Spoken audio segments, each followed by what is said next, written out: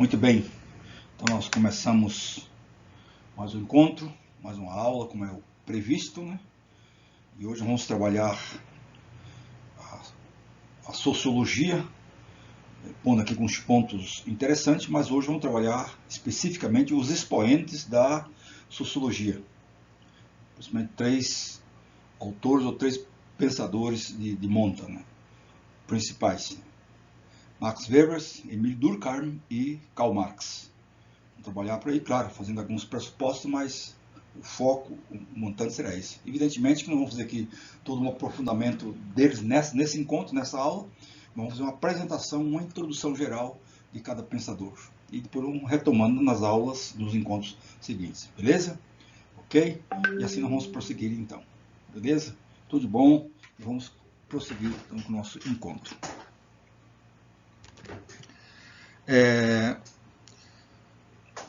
Então, falando propriamente da sociologia, nós temos que primeiro ter muito presente, como eu já disse esses dias, que a sociologia ela nasce num tempo muito importante, num tempo, eu diria, muito rico da nossa história, da nossa caminhada histórica. A sociologia, na verdade, ela é uma consequência ou, de fato, um resultado da modernidade. A modernidade é um tempo, né? é uma expressão de uma época. Por isso que modernidade não é um conceito sociológico e nem filosófico, e muito menos psicológico.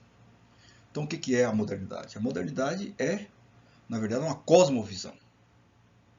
É um jeito, uma maneira de olhar o mundo. Daria até para dizer mais ainda, é uma maneira de interpretar a realidade.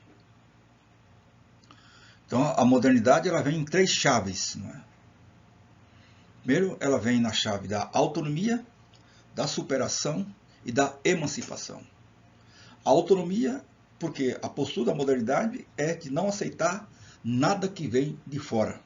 É um pensamento que se põe a si mesmo as regras. Não é? Por isso que automos, né? Automos significa eu mesmo me dou as leis. Né? Então isso é autonomia.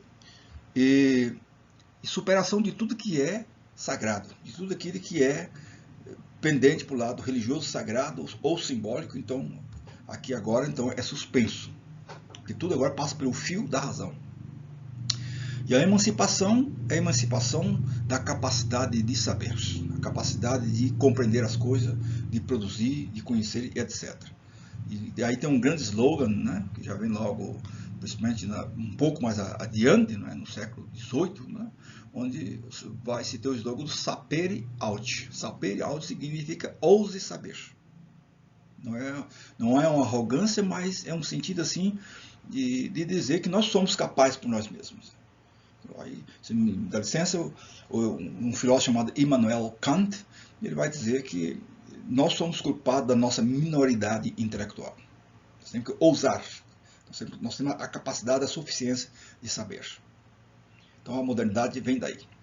Uma outra questão importante também para a gente dizer aqui, a modernidade ela deixa de ser o pensamento simbólico, né, para ser o pensamento analítico.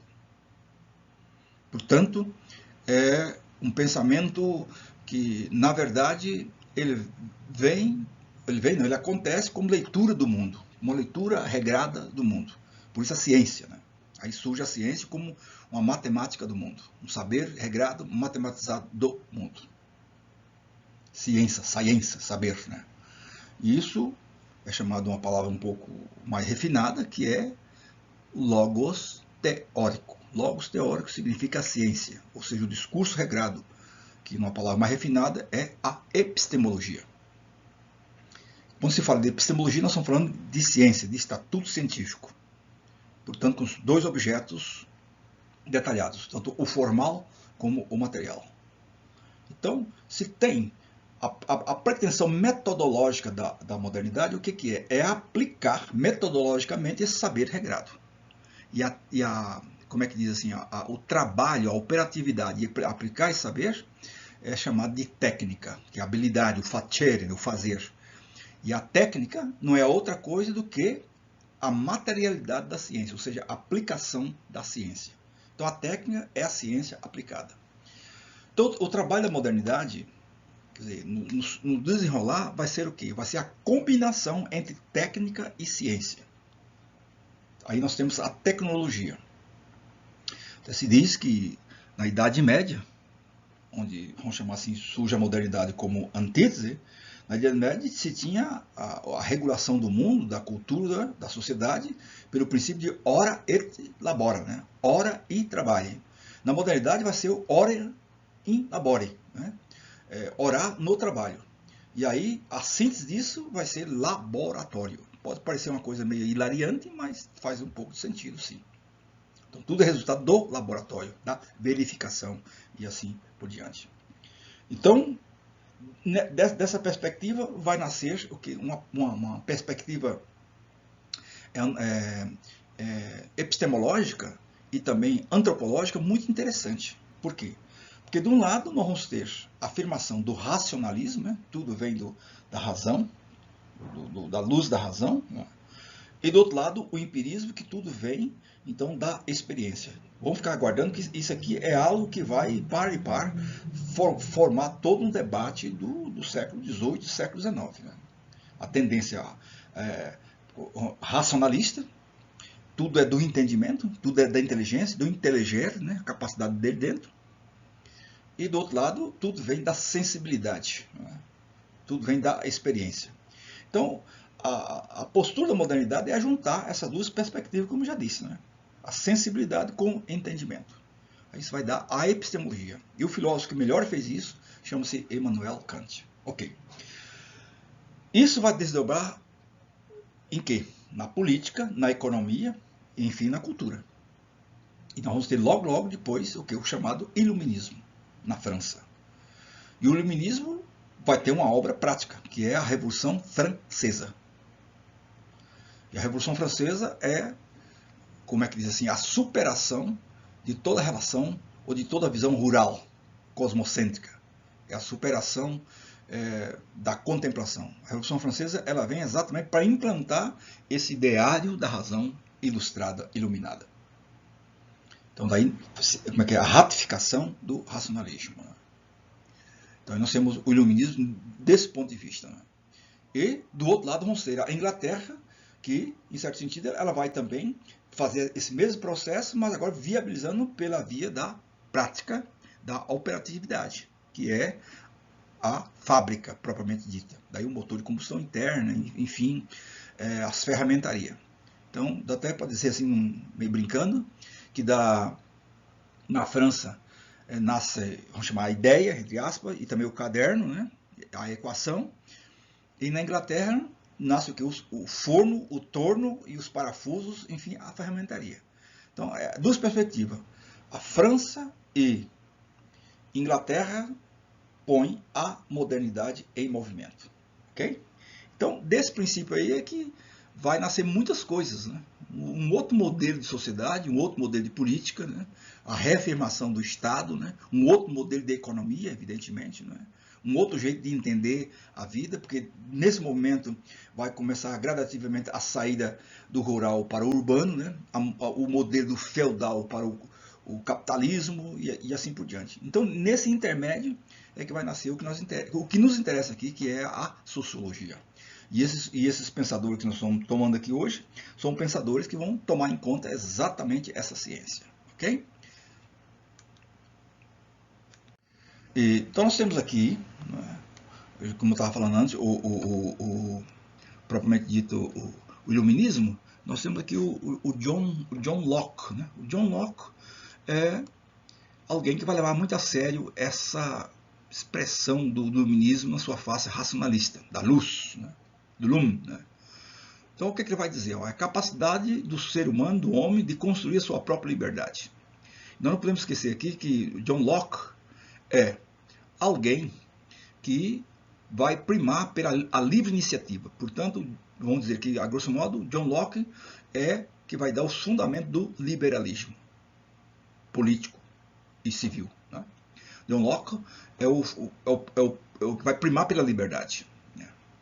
Ou seja, e também pelos direitos civis e políticos. Portanto, a afirmação de que os direitos dos cidadãos e cidadãs que se rebelarem contra o governo despótico, né? E assim por diante. E a defesa da propriedade privada. Então, onde é que está embasada a liberdade de John Locke? Na propriedade privada, na apropriação. E o que é que agrega esse direito? O trabalho. Para John Locke, o trabalho agrega a apropriação. Aí ele vai dizer, mas e quem não tem a propriedade propriamente dita? Tem o corpo. Porque o corpo para ele é a primeira propriedade. Então eu posso vender meu corpo para adquirir a liberdade. E aí vai. Por isso que nele não cabe a ideia de escravo, ou de escravidão. Isso tem consequências dramáticas, né? Mas vamos ver. E aí vem o Voltaire, né? Voltaire, na verdade, também é um filósofo, né? Um pensador. E ele já é de uma outra vertente, né? É um francês, né? John Locke é um inglês, e esse é um francês, defende o contrário. O despotismo, né? Esclarecido. Ele acha que quem tem que governar é um rei esclarecido e etc. E aí ele vai dizer que o Estado não deve, na verdade, existir para atender a necessidade dos súditos, quer dizer, dos pequenos, dos badecos. E sim a felicidade pública da nação em geral. E assim vai a coisa para frente. Aqui nós temos uma contraposição, né? Muito bem. E temos mais dois pensadores aqui, dois filósofos da política, né? Contra-talês, que a gente chama, que é o Montesquieu e Rousseau. Veja, o Montesquieu tem uma contribuição muito importante, né? Que é o Estado dividido em três poderes, né? O legislativo, o executivo e o judiciário. Que nós sabemos, né? Cada um poder tem a sua instância para realmente não deixar um sobrepor sobre o outro. Tá? O legislativo nós sabemos, é onde as leis são constituídas, né? E o executivo é onde essas leis são realmente feitas, né? São como é que diz assim, executadas, e o judiciário é onde é julgado se está sendo de mais ou de menos. Bom, aí Rousseau, que é tido como o filósofo da democracia, né? Vai dizer que a propriedade privada, na verdade, ela não é a origem da igualdade e nem da liberdade, coisíssima nenhuma, né? A propriedade, aí sim que nasceu a precariedade humana. Ele vai dizer que a propriedade é que é responsável pela miséria humana e também pela nossa desigualdade, né? E aí tem a sua tese famosa, né? Que o homem nasce bom por natureza e a sociedade que o corrompe. Então aqui já tem um problema, eu diria assim, engargalado para a sociologia enfrentar. Quer dizer, o homem que vai se socializando, ele vai se arruinando. Essa é a tese, né? Se isso é verdade ou não, é outra coisa. Ou sou. E temos aqui então Keynes, né? Que tem a sua tese do laissez-faire, laissez-passer, que significa deixar fazer, deixar passar. No fundo é o mesmo princípio da liberdade do liberalismo, né? Liberdade para todas as atividades comerciais e industriais. Aqui sim é a afirmação do capitalismo. A livre iniciativa não pode ser perturbada. Só que tem alguns que têm mais livre iniciativa, né? E então, Adam Smith é um economista, né? Um pensador da economia, vamos chamar assim.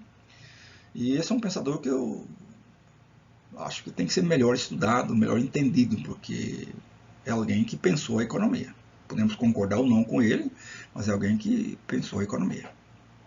Aliás, é um pensador que foi muito estudado por Karl Marx, que também foi um filósofo da economia, né? Então ele tem a sua tese, né, o trabalho como fonte de riqueza. Ele tem um livro famoso, A Riqueza das Nações, que eu acho que é um livro que tem que ser lido nesse nosso tempo. E A Mão Invisível que Regula a Economia, que é o liberalismo. E vai fazer uma crítica contundente ao mercantilismo. A pergunta que fica, meus jovens, é o seguinte: se só o trabalho produz riqueza, que é uma verdade, a pergunta sociológica, ou ética, ou sei lá como queira, produz riqueza para quem? Todo trabalho feito, praticado, que gera riqueza, a riqueza vem para o trabalhador que fez o trabalho? Aí que está o problema, né? E essa mão invisível, que mão invisível é essa? Né? Esse é um subterfúgio, né? A mão invisível não é a mão concreta de alguém que está realmente fazendo a relação entre força de trabalho e os meios de produção? Essa é a questão, né? Beleza? Então vamos avançando. E aí tem agora, só que não podia deixar fora, né? Então, já tinha falado antes lá, o Descartes, né? Descartes, daria para dizer assim que ele é o aqui começa toda essa reviravolta da modernidade. Antes, então, o pensamento era embasado em Deus, no teocentrismo, né? Na transcendência, né? E Descartes é alguém que vai puxar um outro jeito de pensar. Antes o pensamento era embasado no objeto, né? No ser, na ontologia. Né? Aqui agora, então, o pensamento é embasado quando Descartes começa a reviravolta. A importância agora não é tanto o objeto, mas o sujeito. Então a natureza agora fica como é que desguarnecida. Ela deixa de ser sagrada. A capacidade agora é do sujeito. Quer dizer, conhecer agora não é mais contemplar o mundo. Conhecer agora é a capacidade de produzir o mundo epistemologicamente. Se antes era o objeto importante, agora é o pensar. Entende? Então começa a se operar o quê? Uma passagem da fundamentação ontológica para uma fundamentação epistemológica, ou seja, uma passagem do objeto para o sujeito, ou seja, do ser para o pensar, do objetivo para o subjetivo. Importante isso, né? E aí tem toda a teoria do Descartes, né? Que essa fundamentação dele vai ser uma radicalização do sujeito. E essa radicalização é o que é? É colocar o pensamento ao limite. Né? E ele fez isso, que é chamado aqui da dúvida metódica. E a dúvida aqui não significa duvidar pura e simplesmente do óbvio. Não é uma questão cética. Não se trata disso. É você não perguntar o que é, mas ir perguntando pelas condições de possibilidade, até você chegar naquilo que você não pode ir mais para trás. Né? Porque você se repõe a si mesmo. E ele chegando aí, ele chegou ao eu. E a conclusão dele é o seguinte, chegando ao eu, então ele diz o seguinte, então, pelo pensar, ele chegou à conclusão que ele existe. Então, penso, logo existe, é uma dedução desse ponto de vista. Isso tem consequências depois N, né? Bom, e aqui tem uma colocação, né, dos fisiocratas, que é muito importante a gente ter isso aqui, porque o fisiocratas é uma tendência filosófica que acompanha ainda até hoje, né, os ocidentes, né, que é essa visão, eu diria assim, voltada propriamente para a natureza e para a produção, propriamente dito. E aqui é importante a gente dizer o seguinte, toda palavrinha que tem físio é física, portanto, natureza. Kratas ou krate, poder. Então aqui é o poder da natureza. Né? Até a gente designou aqui, não, a agricultura como sendo a fonte de riqueza. Né? Enquanto o comércio e a indústria apenas circulavam e transformavam a riqueza natural. Então aqui está dado. Então a fisiocracia ela está muitas vezes presente nessas tendências, muitas vezes do debate entre o rural e o urbano, que é o que nós falamos esses dias. Então isso é uma peça muito interessante para a sociologia, que ainda está muito presente. Ok? Beleza? Bom, e aí chegamos a uma outra categoria muito importante, que é a categoria de poder. O poder, na verdade, é algo muito interessante para esse nosso estudo. Em toda a relação, em todo o nosso trabalho está o poder. E a gente normalmente tem uma visão muito negativa do poder. E veja bem, o poder, o que é? O poder é uma cadeia de ações. Então, para que isso entrou aqui?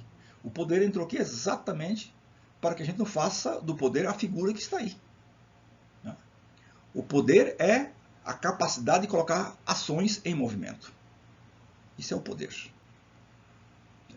Esse é o poder. Não é dominar o outro para fazer aquilo que simplesmente eu quero, mas é a capacidade da barganha. Por isso está em vermelho na nossa tela aí, ó. O poder social, o poder econômico, o poder político, o poder militar.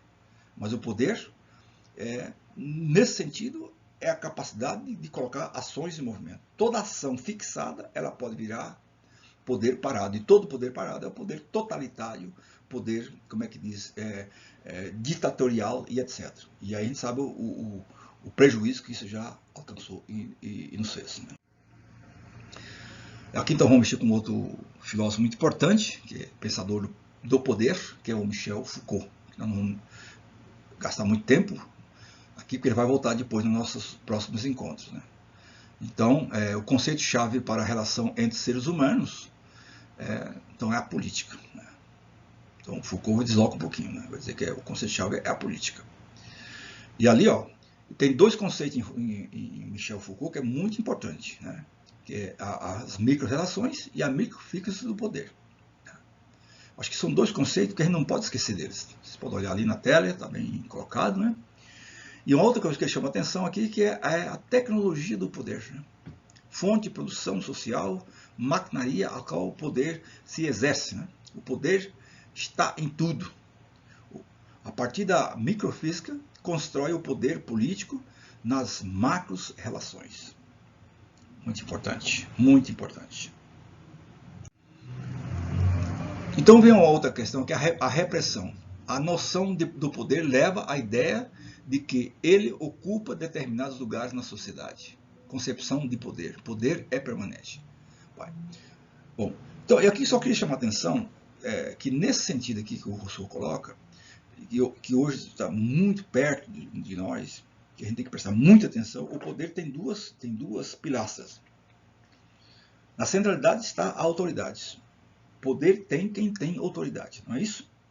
Só que a autoridade, para ser legítima, ela tem que ter legalidade de um lado, né? Quer dizer, a positividade da lei, e de outro lado tem que ter o quê? A legitimidade. Então, legalidade e legitimidade é que faz a autoridade ter o poder que tem. É isso que está em jogo aqui. E prestemos atenção que isso em qualquer relação, em qualquer instituição, está plantado isso aqui. O medo, a insegurança, a insuficiência, muitas vezes porque está isso muito perto e muito próximo nas nossas relações, seja de trabalho, de estudo, enfim, onde nós acontecemos. Certo? Bom, agora entramos num outro pensador muito interessante, que é o Karl Marx, que daria para dizer que é um filósofo e sociólogo. Ele pensa a economia, não é? Ele pensa a política, e pensa o Estado e pensa a sociedade civil. Marx é alguém que está a pensar a sociologia, mas já com uma abordagem muito eu diria, muito específica, né? E muito pronta, porque o Karl Marx, na verdade, ele quer pensar a sociologia de um jeito muito prático para pensar a sociedade civil. Porque para Marx o que precisa é fazer como é que ele vai chamar assim, a garantia de que o Estado exista, não é? Mas de tal maneira o Estado tem que sumir, tem que desaparecer, porque para ele o Estado é superestrutura. O Estado é, em certo sentido, ele é a usurpação do trabalho e da sociedade. Então, no fundo, o que ele quer? Ele quer fortalecer a sociedade civil para controlar o Estado, e um Estado que orienta o mercado até suprir, não ter mais Estado e nem ter mercado. Pode chamar isso de utopia, do que quiser, mas isso ele chamou isso de comunismo. Por isso, quando se fala o medo do comunismo, etc., isso é mais uma falsificação, porque para Marx, comunismo não é uma implantação, comunismo é uma regulação, é uma ideia reguladora, é um tipo ideal, entende? Que nos joga no elan para trabalhar, beleza? Então, para isso, o Marx vai, na verdade, tomar umas categorias fantásticas, né, que é o materialismo histórico. O materialismo histórico, na verdade, são o quê? As articulações humanas, são os aconteceres humanos, os paradigmas humanos, né, durante a história. Né? Isso é, como dizer, aquilo que foi se fazendo na história, o feudalismo, capitalismo, mercantilismo, escravagismo, enfim, as concentrações onde foi se criando os modelos de sociedade. Para Marx chama-se materialismo histórico. Depois, ele vai chamar um outro lance de relações econômicas. Né? O que é relações econômicas para Marx? Na verdade, é o capital, é a condensação, o resultado do trabalho, que é aquilo que ele vai chamar, que diz que move o mundo. Então, olha lá, materialismo histórico e relações econômicas. São duas estruturas para Marx. E depois, tem uma outra variante que ele vai chamar de alienação. Alienação para Marx não é nada mais, nada menos do que, veja bem, do que a capacidade que se tem de criar uma variante entre a infraestrutura, né, que está embaixo, e a superestrutura que está em cima. Mas Marx vai trazer isso mais para perto. Ele vai dizer o seguinte, que essa alienação ela funciona na relação do produtor com o produto, ou no ato de produzir. É impressionante isso aqui, porque no fundo o que o Marx vai dizer é o seguinte, o produtor, no ato que está produzindo, ele não sabe a teologia, o fim do seu produto. Então isso é alienação. Por isso que a palavra alienação, ela vem do radical alienus, né? Alieno significa eu aliar, eu dar, passar para alguém. Só que Marx vai dizer o seguinte, esse fato de fazer isso, o trabalhador não se dá conta que está fazendo o que se faz, né? Bom, e aí vem depois uma outra questão que é muito importante, que é exatamente o que? A questão da ideologia, que Marx vai chamar de ideologia burguesa, né? Agrava a alienação, pois causa a normalidade. Quer dizer, a ideologia é para dizer que tudo é assim mesmo, é o status quo, funciona assim mesmo, né? Por isso que no vídeo anterior nós vimos, né, que a crítica radical que Marx faz ao positivismo. Né? Que o positivismo, na verdade, é exatamente essa ideologia de dizer que o status quo não pode ser mexido. Porque o positivismo vai dizer que tem duas variantes, né? A ordem, que é a a dinâmica estática, e o progresso, que é a dinâmica evolutiva. Então não se pode mexer nessas duas dinâmicas. Então Marx vai pegar isso direitinho e vai chamar que isso aí é ideologia. Então para Marx a ideologia é a encobridora da consciência e da realidade. Importante isso, né? Ok, então nós vamos avançando. E, bom, aqui então compreende outras escalas, né, do seu trabalho, do seu estudo. Né? E aqui vem então o resultado de tudo isso. As classes sociais, que para Marx, na verdade, são duas. A trabalhadora e a classe dos capitalistas, dos donos dos capitais. Né? Então ele vai dizer, ó, sempre existiram ao longo da história numa constante disputa, né? Evidentemente, claro que é assim sempre. Né? Depois, a luta de classe, né? Porque para Marx o que move a história é a luta de classe. É os que estão embaixo na infraestrutura e os que estão em cima na superestrutura. Né? A luta entre burgueses e proletariado. E sobra o que ali? Ó? As concentrações que estão ali. Ó? O capitalismo, o socialismo e o comunismo. Né? Essa é a escaleta para Marx. Bom, e o capitalismo para Marx não é nada mais do que o governo, o comando da burguesia. E o socialismo, portanto, do que trata? Exatamente, ele vai dizer que é um intervalo, um intermédio entre capitalismo e comunismo. Então, o socialismo vem no meio para ser uma ditadura, para dissolver toda a mentalidade, toda a lógica, né, do capital, para chegar ao comunismo, que seria a sociedade sem classes e sem Estado. É isso aí. Bom, e uma outra questão que a gente tem que colocar aqui, que é a questão do fetiche da mercadoria, que é uma variante da alienação. O que é o fetiche? O fetiche da mercadoria é você mesmo não se reconhecer, se estranhar diante daquilo que você mesmo fez. É você ficar admirado diante do objeto que você mesmo produziu.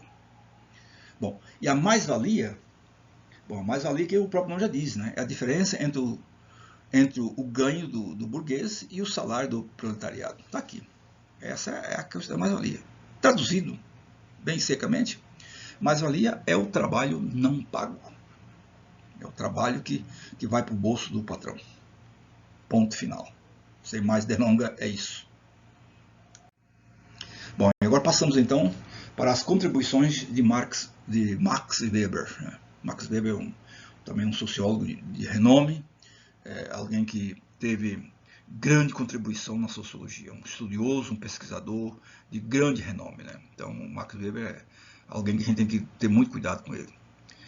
A proposta dele é o individualismo metodológico, que chama-se compreensão, ação compreensiva. Então, Marx, na verdade, o que ele tem, vamos chamar assim, na sua ação, na verdade, a luta de classes, vamos chamar assim, né? O conflito, né? E Max Weber já ação. Então, com a relação ao processo de socialização, o indivíduo pode realizar escolhas desde que tenha conhecimento e condições necessárias para efetivá-las.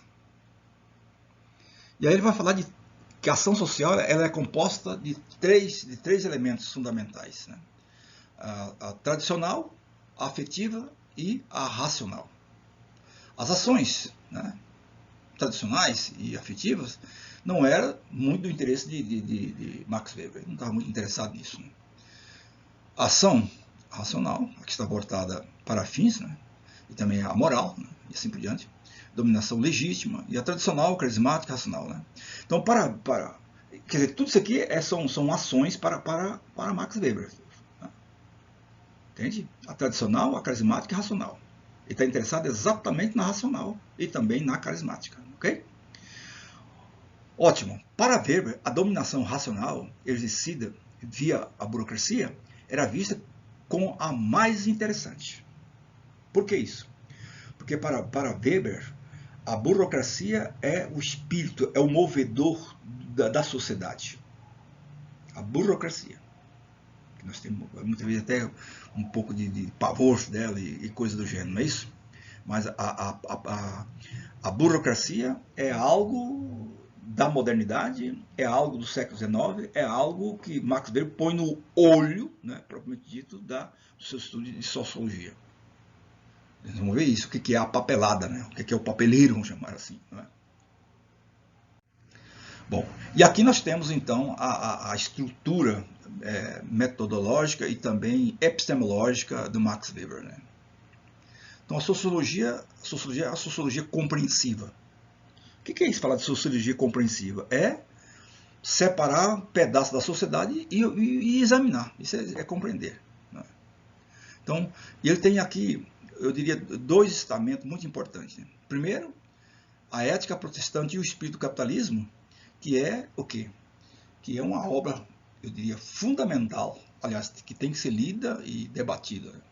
É aqui que ele vai fazer todo o extrato da sociedade e chegar exatamente o funcionalismo, o funcionamento, melhor dito, do capitalismo. E o conceito de ação social. Aqui que ele vai chegar, como é que diz, o eixo duro do seu estudo. E como já disse, aí os tipos, então, propriamente de ação. Ação datada de sentido para quem pratica. Né? Então elas aí, né? Ação a emocional afetiva, né? Relativa a objetivos, né? E relativas a valores, e também a tradicional. É muito importante a gente estar ligado com isso aí. Bom, e aí tem outra questão importante, que para Max Weber, o Estado tem o monopólio da violência. Quem pode fazer violência é o Estado. Ponto, né? Aí vem outras questões aqui, é o conceito de dominação. Aí volta meus tipos aí também de ação, propriamente dito, e assim por diante. E vai gastar um longo tempo para estudar os papéis que regem a sociedade. O que é a burocracia? As notas que a gente passa um para o outro, os papéis que a gente assina, os contratos que a gente faz. Ele vai dizer que isso aqui vai em certo sentido, ser a nervura social. Ou seja, a gente sai da palavra para a paragrafia e assim por diante. E se a gente vai olhar, esse mundo tem quantas toneladas de papel? Hoje não se fala mais disso, mas temos o que? O eletrônico. Né? Não se faz mais nada sem isso. Bom, e agora entramos no último pensador, que é o Durkheim. Né? É um francês, né? Influenciado por Kant. Ele, de certo sentido, ele continua também o positivismo. E pretende organizar a disciplina de sociologia como uma questão também científica. Né? Vai fundar um método científico, propriamente dito. Para quê? Para capaz de encontrar as leis que regem o funcionamento da sociedade. Né? Então ele tem aí vamos chamar o caráter científico, ele põe que são as características, o estudo de método, o fato social, a forma padronizada de pensar, enfim, o fato social, que mais na frente a gente vai ver o que é. Então, veja bem, agora nós já temos luta de classes, né? Ação social e agora o fato social. Essas três coisas que eu gostaria que ficassem muito bem gravadas para nós. Né? As três chaves de sociologia, porque são os clássicos de sociologia, então nós temos três jeitos de olhar para a sociedade. Isso que é importante. Um jeito de olhar para a sociedade. Bom, então nós vemos aí também o fato social, manifestação da sociedade reflete e sobrepõe a sociedade sobre o indivíduo. Né? Então temos aí mais desdobramento da sua pesquisa, né? E eu gostaria de chamar a atenção ali, ó, a teoria orgânica, né? A sociedade como um organismo, né? Ele via a sociedade como uma biologia composta de pequenas partes e sistemas que relacionam harmonicamente. Então ele é funcionalista, né? Como se tem uma unha encravada, conserta a unha, o dedo, o corpo vai embora, né? Então não precisa olhar o todo, basta olhar aquela coisa, o pedacinho que não está funcionando. Então a mesma coisa é ele, é funcional. E a sociologia, ele vai dizer, identifica as causas dos fenômenos sociais patológicos e eliminam, recatando harmonia. Impressionante, né? É isso mesmo. A sociologia tem o trabalho de bistuir. Né? E aqui então está a divisão do trabalho, né? Então, o fenômeno coletivo, né? Funções interligadas. Para Durkheim, o trabalho não acontece de forma isolada, que eu acho que o Marx também tem um pouco correlato, né? Feito juntos. E tem aqui que vai chamar a solidariedade mecânica, né? A solidariedade mecânica é aquele que acontece em pequenos grupos, né? Quase que grupos afins, vizinhos, etc. E depois tem que são sociedades simples e que agem por semelhança. Depois vai ter a sociedade organizada, né, que vai chamar a sociedade orgânica, né, que na verdade são sociedades complexas, né, complementares de umas pessoas com a outra, de país ou de municípios, assim por diante. Então, para Durkheim, as sociedades funcionam mecanicamente e organicamente, nesse sentido, beleza? Então, agora chegamos à explicação do fato social. Eu estou dizendo isso aqui porque isso aqui tem muita influência sobre a nossa situação hoje de trabalhadores e trabalhadoras, de professores, de alunos, enfim, de todo mundo, né? Então, o fato social para Durkheim, ele tem, na verdade, o quê? Ele tem, na verdade, essa função. Por exemplo, o fato social é geral. O que tem em todas ou na maioria da sociedade. Por exemplo, passar sinal vermelho, né? Em qualquer lugar é válido. Então, é um fato geral, é um fato social isso aí. Não é? Exterior. Ele existe independente da vontade nossa. Né? Quer dizer, então, é algo, uma lei ou um costume, ou sei lá, que ele é exterior. Eu não depende, vai chover ou tem algo que eu tenho de respeitar, etc. E aí o fato coercitivo é algo que é imposto a mim, mas não que é imposto que alguém está me impondo, é algo que eu me constranjo se eu fizer o contrário.